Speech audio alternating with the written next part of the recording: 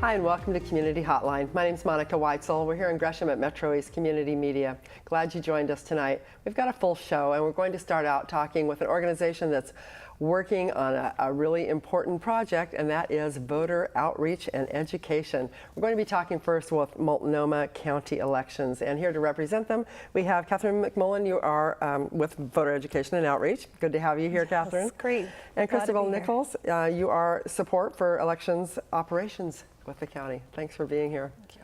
It's great to have you both here. I met you at some other meetings, and we've met here previously, but we've never really had a chance to talk about all the things you're doing here in the county to help people understand how they can vote, how to register to vote, and just all the steps that are involved, because it can be overwhelming to people. I wanted you, if you could, maybe one of you just give me a little bit of background about why Multnomah County has a Department of Voter Education and Outreach, and what exactly you do. Yeah, so that is a great question. So as you mentioned, we work for Multnomah County Elections, and that's the division or the part of county government that conducts elections for all the residents in Multnomah County. And so we conduct all elections, so from school board all the way up to the President of the United States. Wow. And so part of that is conducting the elections transparently and accurately, but then also helping people register to vote and making sure they're voting successfully with our vote by mail process. And so that's something that's existed and the elections division has been doing for a long time. What's new is the voter education and outreach piece. How long has that been going on? How long have you been actually a department that does that? So that program has just been around since the fall. Oh, wow. So about 8 months at this point. And we've made a concerted effort to meet with community organizations and find out how we can support and increase voter turnout and voter education and voter understanding among specific groups within the county, particularly disenfranchised groups and communities of color, communities that speak languages other than English, so different language groups that we have within Multnomah County, as well as low-income families and just parts of the county geographically that have lower voter turnout than other areas. What have you found has been the biggest stumbling block for people to actually register to vote? I mean, obviously there's a lot of different groups that you're talking about, but say the immigrant and refugee population, they come here to this country, maybe they're new citizens, but why would they perhaps not choose to register to vote or choose not to vote? I think there can be a lot of confusion behind the process, especially if you're a new citizen or if you're becoming a citizen and you know how voting works in the country that you're from, and it may be completely different than how voting works in the United States and in Oregon. We want people to vote, we want people to be successful voters, and we want people to understand how the process works and be able to make educated decisions about their voting choices. Okay. First of all, who can vote? Who is eligible to vote in Oregon? Sure. In Oregon, you have to be a U.S. citizen, as you have to be in the United States. But in Oregon, you also have to be an Oregon resident. And that can be achieved by getting an Oregon ID card or an Oregon license. And you also have to be at least 17 years old to register to vote. Now, to vote, you have to be 18 years old. So a 17-year-old can register as soon as they turn 17, but then when they turn 18, they automatically receive a ballot in the mail like everyone else when the next election comes around. But if the election comes up, they're still 17, they're not going to get it yet. They're not going to get it. We are really pushing, though, for 17-year-olds on their birthday to register to vote so that then they're ready to go and they don't have to look and go, okay, so when do I have to be registered by for the election that I'm turning 18? Well, it's just like it's a great milestone. When you turn 16, everybody wants to get their driver's license, right? Might as well have that as a goal. When you turn 17, then you get to vote. Yeah, so you register to vote. Or you get to register to vote. You brought up something when you said something about ID. I know that in Texas, there was a big deal about how people had to have photo ID in order to vote. Is that a requirement here in Oregon? Do you have to have photo ID to register or to vote? No, actually you don't. Oregon is a very progressive state. Actually, there was a Pew report that just came out this week, so in August, that said that we're 5th in the nation for voter turnout and then 8th for voter registration. So we're doing a great job because we want voting to be accessible.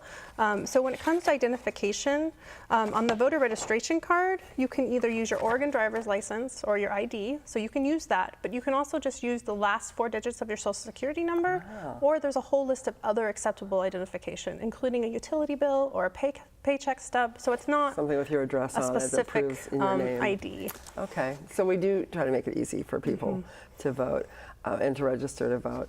So once you have registered to vote then, Oregon, is it all mail, all through the mail in Oregon? Is that just in Portland area? No, it's a vote by mail state. It is the whole Yeah. state. Okay, I couldn't Yeah, remember and that. there are not that many vote by mail states, but we're fortunate to be one of them, and Right. that has been really effective at certain barriers for many communities.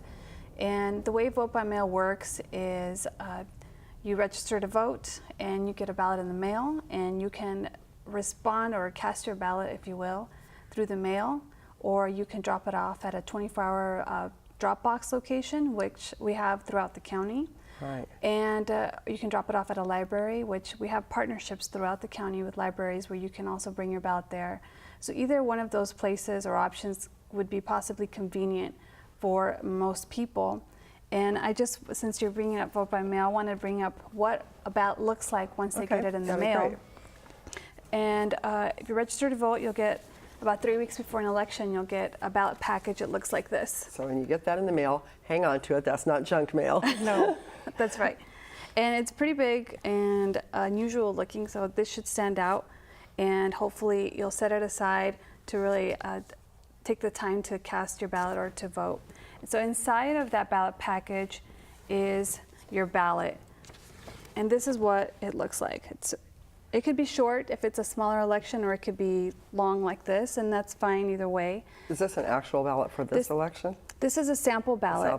Sample ballot? Yeah, and what's neat is that everybody, according to their zip code or precinct, will have a ballot specifically customized for their local elections and also any federal or state elections that are happening. So you don't have to try to figure out, is this one that I'm supposed to vote on? If it's there, you're supposed to vote on it, Right. correct? That's correct. Yeah, and in the primaries, they're only going to send you what you can vote on as well, right? Because if you're registered as a Democrat, or you're registered as a Republican or Independent or Libertarian, whatever. Yeah, you make a wonderful point. So the state of Oregon has closed party primary elections. So what that means is that the major parties decide who can participate in their election. So this last May, the Democratic Party had a closed party primary election, the Republican Party had a closed primary election, and the Independent Party had an open primary election. And so you had to be registered with that party to be able to vote on those party candidates. Right. So that's only for primary elections. For the general election that's coming up in November, you can vote the whole ticket, no matter the party. So if you're Republican, you can vote Democrat, vice versa, Yes. or any party you want to. Yeah. But that does make it easier when you get your ballot to know that, Yeah. okay, this is what I can vote for. Yes. Because Exactly. sometimes those voting ballots can be really confusing. Yes, and which brings me to my next point. Good segue, huh? Also in your ballot package with your ballot, you'll receive something that's called a full text ballot titles, which is a brief description of the different measures on the ballot. And it's for your review, so you can be an informed voter. And Catherine later will touch on other options and information sources to be more informed of your voting options. Okay.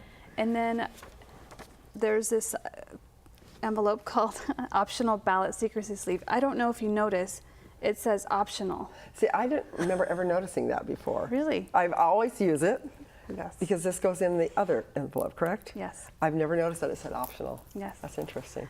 And so this is, and I'll put it all together for our viewers, and this is an optional secrecy sleeve, and I'll show you how that works in a minute. Then finally, you put everything together in the return envelope. Okay. The return envelope, you have to put your stamp here if you're planning on mailing it, First class stamp. first class stamp, and to make sure if you're mailing it that you do it a week before the election day. Because you remember, it has to go through the mailing process and then get to us. Right. So in order to ensure enough time, you want to do it at least a week before the election day. So you have a stamp there and you sign it. And that's very important, isn't yes, this is your identification. As Catherine has already stated, we're a very progressive state. And we match your original signature from wherever we originally got your signature, whether it was a voter registration card or a license, or however we got your signature originally, this is where we match it to. You actually do match it. Yes. Every single signature is checked. Wow, I didn't realize that. That's rather impressive. 100%. Wow. 100%. And so imagine that this person voted however they wanted to vote. They have the option of putting their ballot in the secrecy sleeve for extra privacy. And this is something we provide for purely customer service reasons and not for any legal obligation at all. So people can't try to hold that Right. envelope up to the light and try to see what you voted. Confidentiality is Yeah. also built into the process. So we have Right. election workers that take the ballot out of the envelope, but they don't open the ballot. That's a whole different step. So you never see a name connected with a vote. Oh, interesting. And I think that would be really helpful for people to know, especially if they do come from a country or an area where that was a big deal, where you could have some negative repercussions for voting certain ways. And to know that this is it's democratic and it's very confidential. Yes. That's a big deal. Yes, and then finally, and in this scenario, I will choose not to use it because, like I said, it is optional, and you can just put your ballot in there, put the stamp if you're mailing it, but definitely, no matter what, sign it. And like I said, you have the option of mailing it 7 days before an election day, or putting it in a 24-hour official drop box throughout the county, or going to a local library also within the county. And you can find all those different options on our website, which is mcelections.org or mcelections. Very good. .org. Very good. You know, I know the last time in the primary, I had mine and I'd filled it all out, but I didn't have a stamp, and so I was holding on to it, and I was going to go get a stamp, and I kept forgetting, and then all of a sudden it was election day, but I was able to go on the website very quickly, find where I had a place to drop it off. It was just maybe half a mile from my house on the way to work, so it was very easy. So you do make it simple and easy to do. You brought some pictures too. I don't know we that we've been did. showing them, but maybe we could take a look at those, kind of give us an idea of what people can be looking for. If we could take a look at those. Now this is on the Secretary of State website. Yeah, so this is one of the ways that you can vote in Oregon. You can register to vote online. So you can sign up to vote here. You can also use the Voter Oregon registration card, or you can register to vote through the Oregon Motor Voter automatic voter registration process, which just started this year. Right now, the Secretary of State's office is registering 735 voters a day through this automatic process. Wow. But while it's automatic, it's not instant. So doing it online or you're in person is the best way to go. So here again, signature required. Make sure you sign that ballot. Otherwise, it's not valid, correct? Yeah, and we will contact you and have you fix that. Oh, really? Mm-hmm. Interesting. Progressive. We're Yes, progressive. progressive, yes. I must remember that. So yeah, and you can return a ballot to any of our official drop-off boxes, to our elections office, which is what this new citizen and new voter is doing, or to any of the libraries. So this is the Troutdale Library official ballot box, Oh, nice. which you might be familiar with, Yes, yes. and an official ballot box. So these are open 24 hours a day during the election Right. season. So And the checklist, which I always appreciate. Did I Yes. seal it? Did I sign it? Did I get it in on Yes. time? Yeah.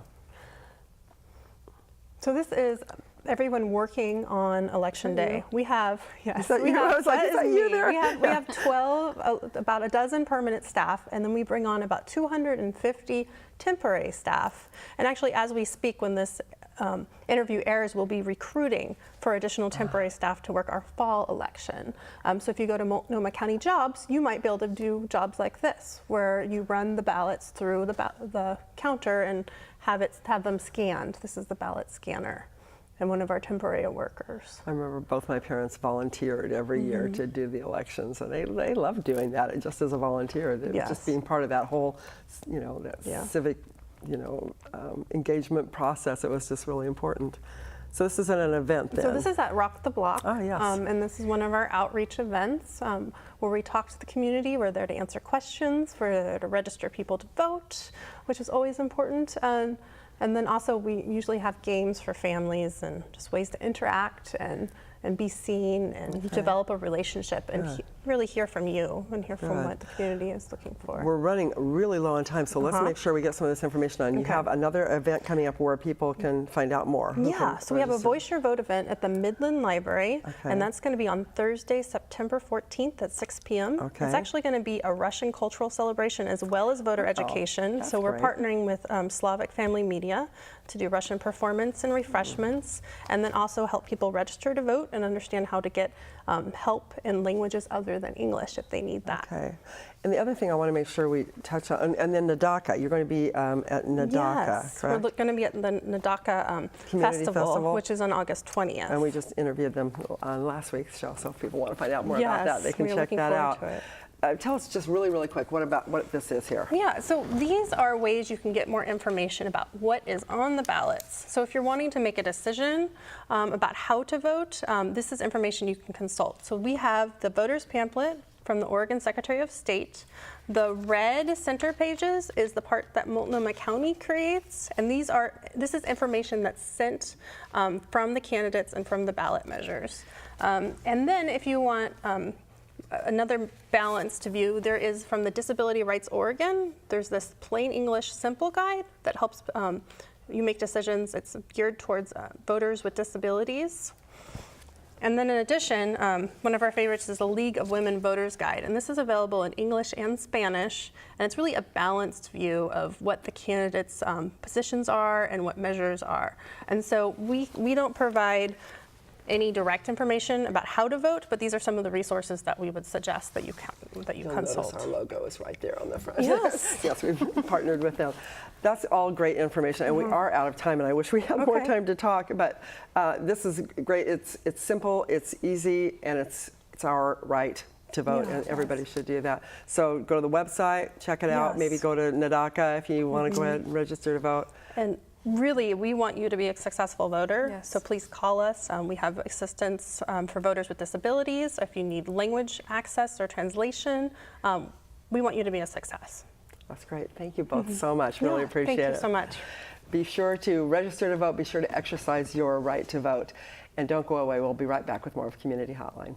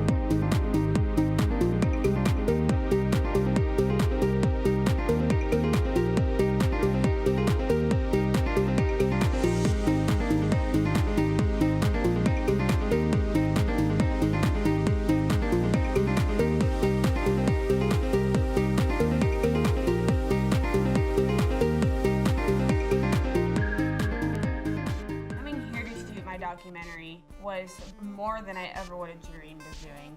This is a community media station. It was phenomenal. Ready, camera one. What is it about this place that makes so many different people come together? Ready, camera two. Very professional, experienced people. You can use these industry standard pieces of equipment. Ready, camera three. Take three.